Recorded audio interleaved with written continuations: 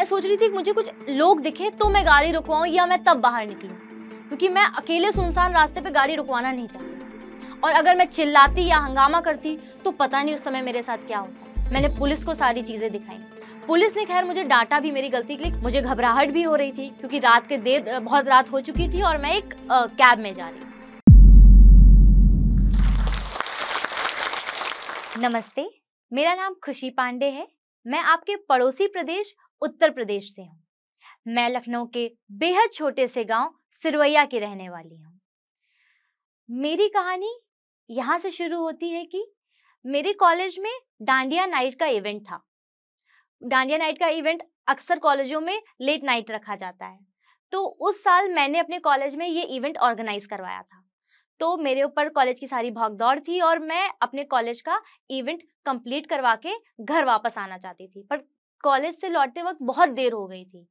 पर जैसा कि आप जानते ही हैं, हमारा लखनऊ शहर, दिल्ली शहर, पटना, कानपुर, बिहार, इन शहरों में आज भी लड़कियां रात में देर तक ट्रैवल करने से कतराती हैं। मैं भी कतराती हूँ। हाँ, पर आज में ऐसा समय है कि मैं लेट नाइट ट्रैवल कर लेती हूँ, पर ये कहानी पहले की है और मैं तब बहुत कतराती थी रात में ट्रैवल करने से। कॉलेज के में स्टूडेंट थी तो डर भी बहुत था। मैं रात में ट्रैवल करने से कतरा रही थी, पर था कि घर तो जाना ही जाना है। मैंने सोचा कि बस लेने और टैक्सी लेने से अच्छा है मैं एक कैब बुक कर लूँ। मैंने कैब बुक करी और करीबन मेरा जो कॉलेज है वो मेरे घर से 45 किलोमीटर्स दूर है। तो बहुत मुश्किल से 15 मिनट बाद कैब आई, बिकॉज वो गांव का एरिया पड़ता है थोड़ा, तो वहां से 15 मिनट बाद कैब आई। कैब जैसे ही आई तो मैं कैब में बैठी।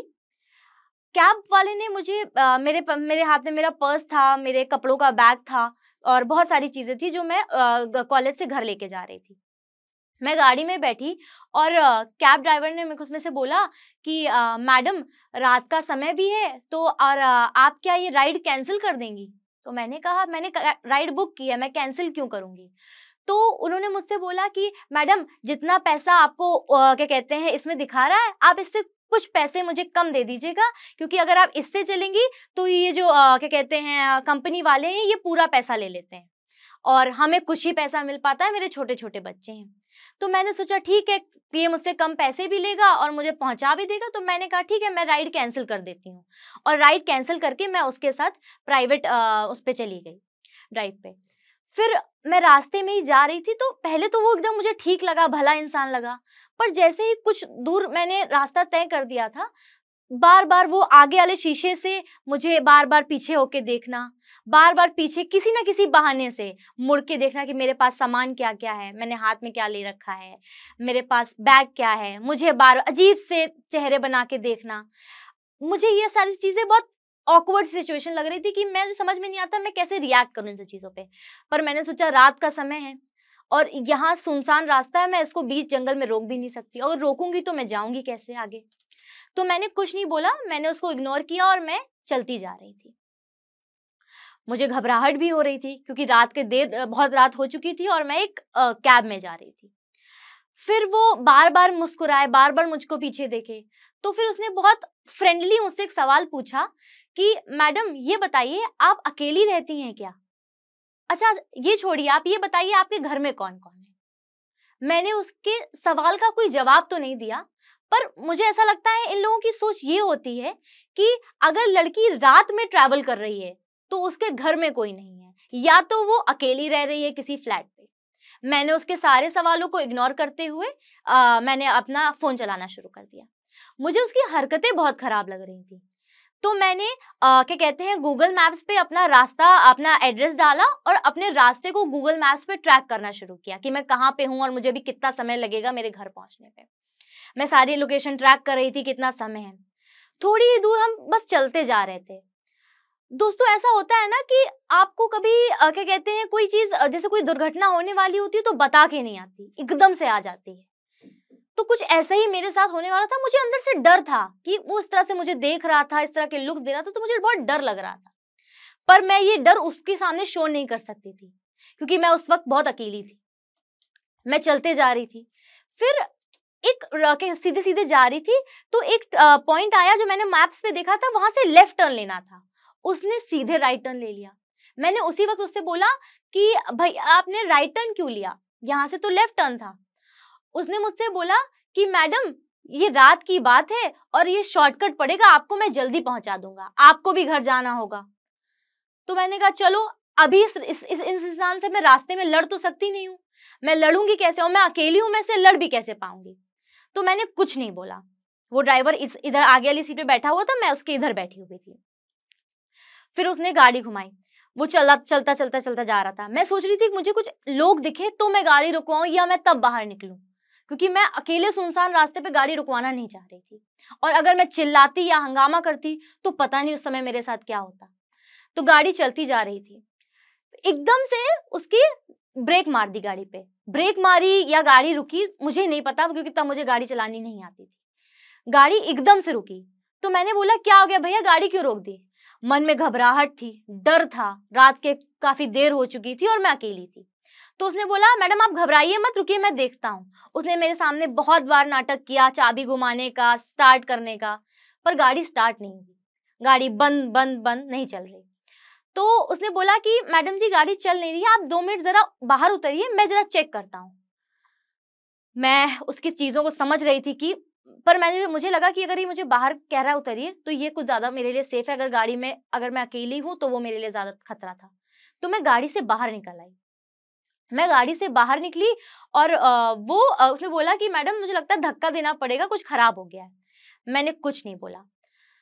पर जैसे ही मैं गाड़ी से निकली और मैंने अपने दिमाग में ये चीज बिठा ली थी कि मैं इसके बाद पुलिस पे को फोन करने वाली हूँ, मैं 112 नंबर डायल करने ही वाली थी तुरंत।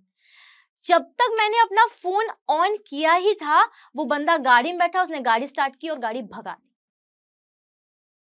मेरे हाथ में सिर्फ मेरा फोन था और कुछ नहीं। वो गाड़ी भगा के चला गया। मैं भोलेनाथ का बहुत शुक्रिया अदा करना चाहती हूँ कि उस समय मेरे हाथ में मेरा फोन था, मेरा पर्स गया जिसमें मेरे पैसे थे, मेरा क्रेडिट कार्ड्स, डेबिट कार्ड्स, मेरे बैंक अकाउंट की डिटेल्स, मेरे कपड़े जो मैंने इवेंट में के लिए रखे थे वो सब चले गए। वो मेरे बैग को बार बार देख रहा था, उसको लग रहा था शायद इसमें भी कुछ पैसे या कुछ होगा, पर उसमें सिर्फ कपड़े थे। हाँ, मेरे पर्स में भले ही पैसे थे। वो गाड़ी लेके भाग गया। मैं भी बहुत घबरा गई उस समय। मैं आज बता नहीं सकती उस मंच से कि आज भी मेरे रोंगटे खड़े हो जाते हैं ये चीज सोच के। वो गाड़ी लेके भाग गया, पर भगवान का शुक्रिया अदा करती हूँ कि मेरे हाथ में मेरा फोन था। मैंने फोन निकाला और सबसे पहले पुलिस को फोन मिलाया। 10 मिनट का इंतजार ही था, तुरंत नियर बाय पुलिस चौकी से पुलिस आ गई मेरी सहायता के लिए। मैंने उनको बुकिंग डिटेल्स दिखाई, क्योंकि उन्होंने मुझको, पुलिस वालों ने डांटा भी कि आपने कुछ पैसे बचाने के लिए आपने राइड कैंसिल क्यों कर दी, आपने उसको ऐसा क्यों किया। मैंने उनको पूरी चीज समझाई कि हाँ मेरी गलती है, मैंने किया। मैंने पुलिस को सारी कहानी बताई। मैंने उनको बुकिंग डिटेल्स दी कि हाँ मैंने ये राइड बुक की थी पर मैंने कैंसिल करी है। जब आप राइड बुक करते हैं तो आपके रिसेंट ऑर्डर्स में वो राइड का नंबर, ड्राइवर का नाम सब चला जाता है। मैंने पुलिस को सारी चीजें दिखाई। पुलिस ने खैर मुझे डांटा भी मेरी गलती के लिए कि मैंने कुछ पैसे बचाने के लिए उस कैब ड्राइवर से कह दिया कि तुम राइड कैंसिल कर दो, मेरे साथ ऐसा चलो। ये मैं ही नहीं, ये बहुत सारी लड़कियां कर रही हैं। बट पुलिस ने मुझे डांटा और मेरी रिपोर्ट दर्ज करी और मुझे सेफली मेरे घर पहुंचाया। अगर वहां पे पुलिस ना आती तो मेरे लिए बहुत बड़ी दिक्कत का सवाल हो सकता था, बिकॉज रात का अंधेरा था और सुनसान गली थी पूरी। पर यूपी पुलिस आई और उसने मेरी पूरी सहायता करी, मुझे घर तक सुरक्षित पहुंचाया।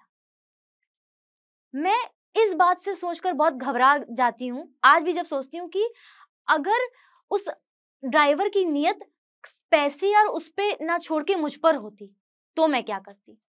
मैं कुछ ना कर पाती, पता नहीं मेरे साथ क्या हुआ होता उस रात।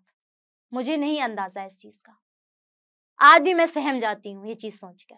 इसी घटना से सबक लेते हुए मैंने एक प्रोजेक्ट शुरू किया, उन लड़कियों के लिए, उन लड़कियों को सिखाने के लिए कि जो हादसा मेरे साथ हुआ वो आपके साथ भी हो सकता है। बिकॉज क्योंकि घटना कभी दस्तक देके नहीं आती है। आज ये मेरे साथ हुआ, कल ये आपके साथ हो सकता है।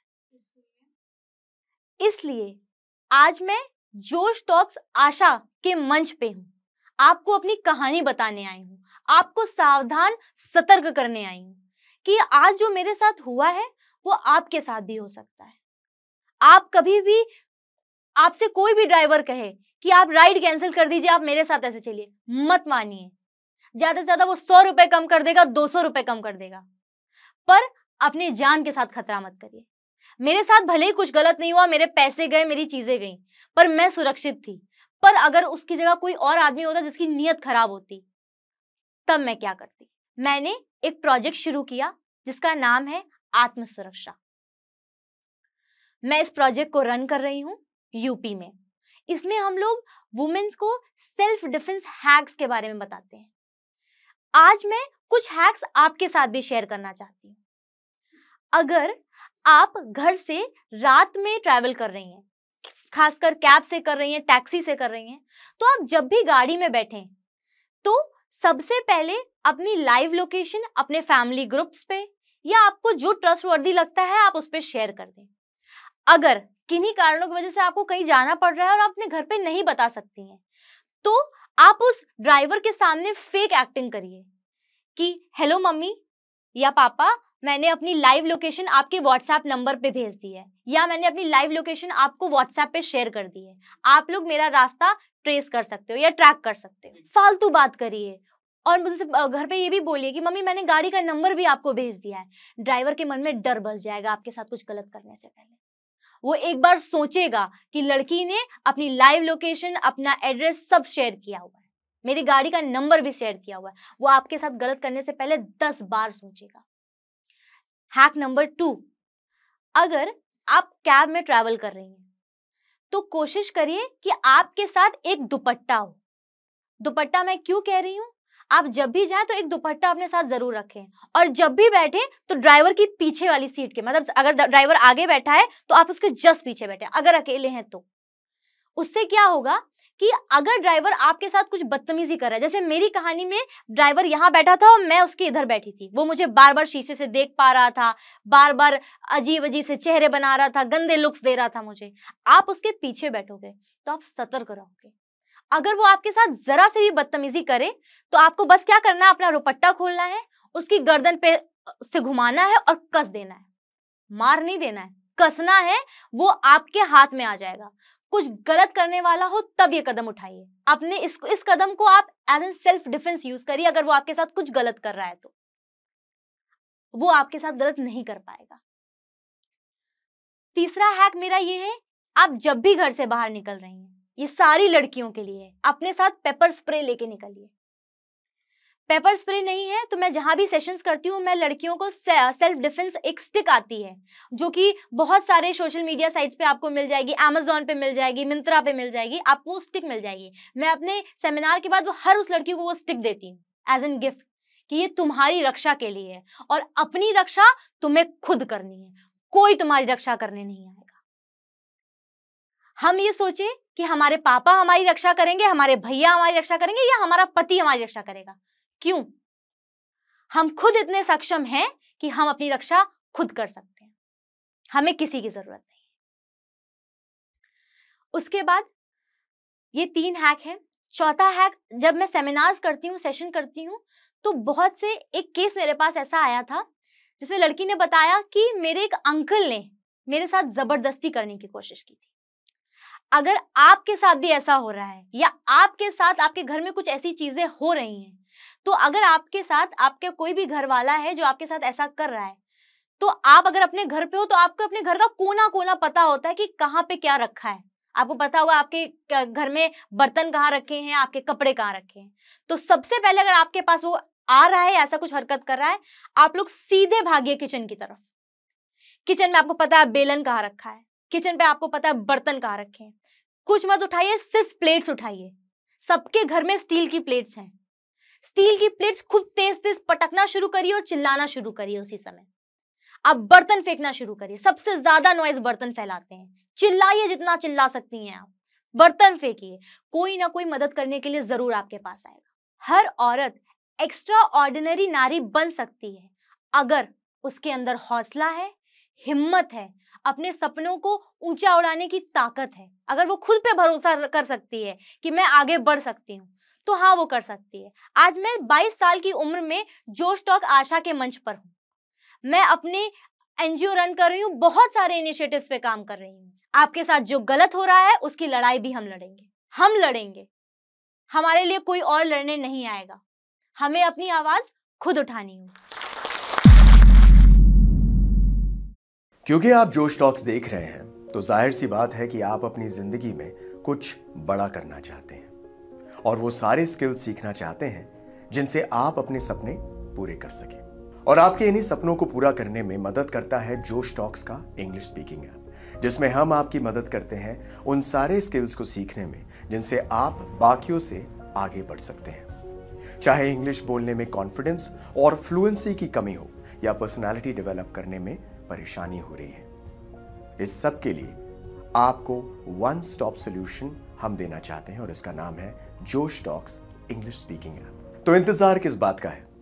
आज ही डाउनलोड कीजिए जोश टॉक्स इंग्लिश स्पीकिंग ऐप और अपनी सक्सेस की तरफ एक नया कदम बढ़ाइए। Click the link now.